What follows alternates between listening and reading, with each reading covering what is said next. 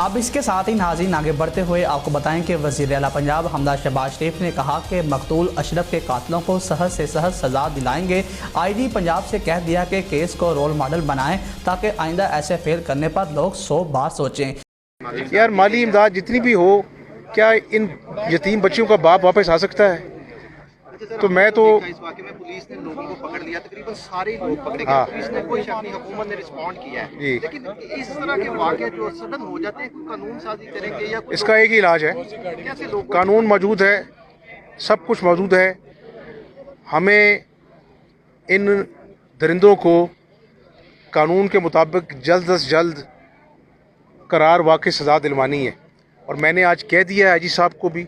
کہ آپ مجھے ایک روڈ میپ دیں کہ آپ کی کسٹڈی میں ملزم ہیں، سی سی ٹی وی فوٹیج موجود ہے، اب آگے ان کو ہمیں مثال بنانا ہے تاکہ معاشرے میں کسی ماں کے بیٹے کو اس طرح سڑک کے اوپر عدالت اپنی لگا کر ظلم کا نشانہ نہ بنایا جائے۔ کچھ سیاستدانوں کا بھی رول ہے، عوام کو یہ پرتشدد یہ سیاستدانوں کا نہیں، یہ من حیث القوم ہمارا امتحان ہے کہ ہم اسے ٹیسٹ کیس بنائیں اور قرار واقع سزا ملے، لوگوں کو 100 مرتبہ سوچنا پڑے ایسے ظلم کرنے سے پہلے۔ عمران خان نے بڑی متنازع بیان دے دیا، اس نے کہا اسٹیبلشمنٹ نے صحیح فیصلے نہ کیے تو فوج تباہ ہو جائے گی، ملک 3 ٹکڑوں میں تقسیم ہو جائے گا۔ زرداری صاحب نے اس پر احتجاج کی بھی کال آج میں بات کروں گا اس پہ، اس جگہ پہ موقع نہیں ہے کیونکہ میرا دل رنجیدہ ہے، میں آج اس ماں کی اپنا جو ہے داد رسی کے لیے